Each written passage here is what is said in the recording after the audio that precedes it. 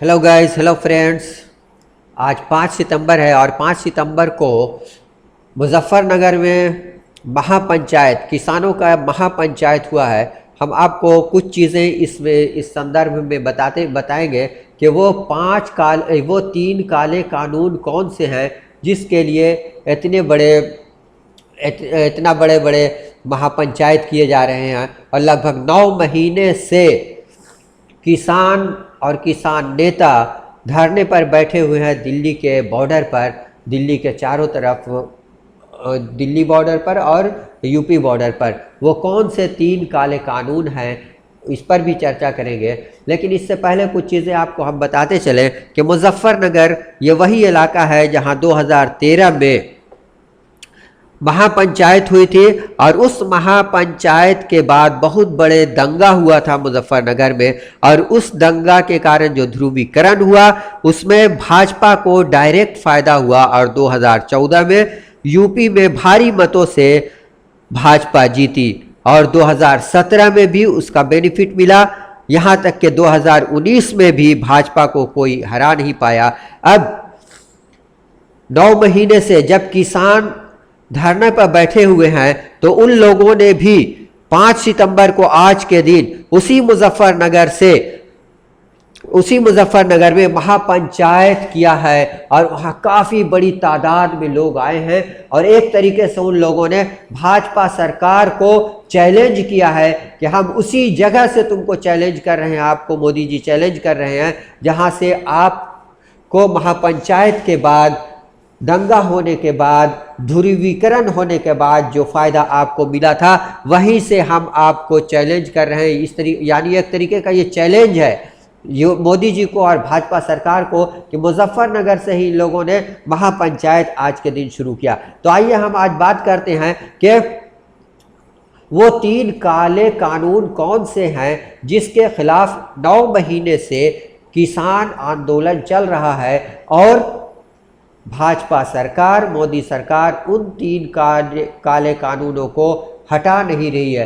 ये एक अलग बात है कि क्यों नहीं हटा रही है, उसके पीछे भी कई रीज़न है। लेकिन आज हम सिर्फ इस वीडियो में ये देखेंगे कि वो तीन काले कानून कौन से हैं। और ये जो फोटो आप देख रहे हैं ये आज का 5 सितंबर का मुजफ्फरनगर में जो महापंचायत हुई है उन्हीं के वो फोटो आपको इसके बैकग्राउंड में मैं डालता जा रहा हूँ। तो सबसे पहले जो है काला कानून का जो पहला ये है एक्ट है, उसमें है एसेंशियल कमोडिटी एक्ट। ये 1955 का कानून है और ये उस वक्त बनाया गया था एसेंशियल कमोडिटी एक्ट जब काफ़ी कहतसाली हो रही थी, काफ़ी जो है ड्राउट हो रहा था 1947 आज़ादी के बाद। तो ये कानून बनाया गया था कि जमाखोरी नहीं होना चाहिए, होर्डिंग नहीं होनी चाहिए उन चीज़ों की जो खाने पीने के से रिलेटेड अशिया हैं, जो चीज़ें हैं उनकी जमाखोरी नहीं होनी चाहिए उनका। तो वो एक्ट को में संशोधन करके अभी मोदी जी ने 9 महीना पहले उसमें यह किया कि कोई भी पार्टी, कोई भी कंपनी, कोई भी एनीबडी कुछ भी कितना भी चाहे जमा कर सकता है, उससे किसी को कोई फर्क नहीं पड़ने वाला। और वो जमा की हुई चीज़ फिर अपने अंदाज में जब मार्केट में उसका वो चीज़ नहीं मिलेगी तो फिर ये अपने रेट पर ये लोग बेचेंगे या इसमें जमाखोरी करके। तो इसमें किसको फ़ायदा होगा? जो बड़ी बड़ी कंपनियां किसानों से खरीदेंगी वो सामान सस्ते भाव में और बेचेंगी, उसको जमा करके मार्केट में उसका जब ये माल कम पहुंचेगा मार्केट में रेट बढ़ जाएगा तो अपना मनमानी बेचेगी। और जब किसान का माल आएगा मार्केट में तो अपना माल डाल करके किसान के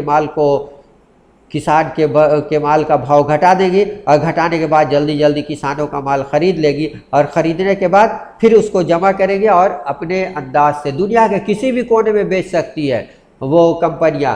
और वो सारी कंपनी उसको जमा करेंगे और उससे सभी वर्ग के लोग प्रभावित होंगे, चाहे वो छोटा चपरासी हो या बड़ा कोई भी पद पर बैठा हुआ डीएम एसपी कोई भी हो, सभी उससे प्रभावित होंगे। इस तरीके के इससे।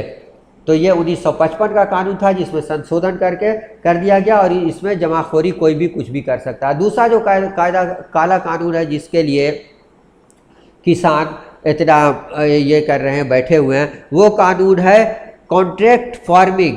और इस कॉन्ट्रैक्ट फार्मिंग में है क्वालिटी स्टैंडर्ड और ग्रेड, यानी आप कॉन्ट्रैक्ट करेंगे, बड़ी बड़ी कंपनियां आएंगी, किसान छोटे छोटे किसान से कॉन्ट्रैक्ट करेंगे और उस कॉन्ट्रैक्ट में होगा कि हम इतना पैसा देंगे आपकी उपज आने के बाद, लेकिन क्वालिटी ये होनी चाहिए। जैसे मान लीजिए, सपोज कीजिए कि धान का या गेहूं का 2000 रुपये कुंटल उसको ख़रीदना है, तो उस वक्त अगर 2500 रुपये हो गया तो किसान को ये कंपनी बोले कि हम तो भाई तुमसे कॉन्ट्रैक्ट किया है 2000 का, हम 2000 देंगे। लेकिन अगर मार्केट भाव हो गया 1500, तो आएगी कंपनी वाले लोग आएंगे और बोलेंगे तुम्हारी क्वालिटी ख़राब है इसलिए मैं तुम्हारा माल नहीं लूँगा, तो वहाँ पर किसान का लॉस हो गया।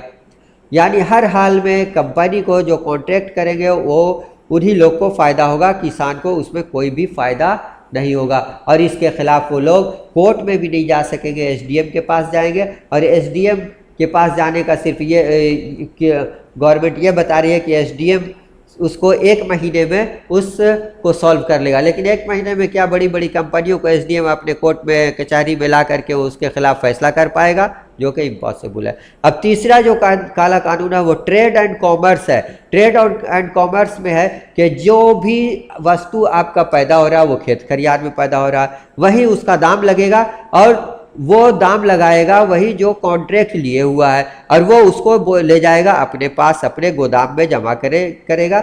यानी सिर्फ वही ट्रेड एंड कॉमर्स में है कि जहां माल बन रहा है, तो माल कहाँ बन रहा है? खेत खलिहान में, और उसका कॉमर्स जो जिससे आप कॉन्ट्रैक्ट किए हुए उसको आप माल बेच रहे हैं। यानी आपका ओपन मार्केट में जो आपका था, जहां आप डायरेक्ट बेच सकते थे किसी भी बनिए के पास, किसी के पास भी ओपन मार्केट में जहां आपको रेट मिले, या फिर गवर्नमेंट को आप बेच सकते थे, तो ये चीज़ अब ख़त्म हो जाएगी। यानी जो, और इस पर एक दूसरी बात ये भी है, जो भी माल ख़रीदा और बेचा जा रहा है इसमें गारंटेड प्राइस तो है लेकिन एमएसपी नहीं है, यानी मिनिमम प्राइस का कोई भी प्रावधान नहीं है कि इतने से नीचे में इस माल को बेचा नहीं जा सकता, उसका कोई प्रावधान नहीं है, जिसके लिए ये किसान लोग अड़े हुए हैं। तो इस तरीके का कानून आप देख ही रहे हैं जो कि इंतहाई गलत है।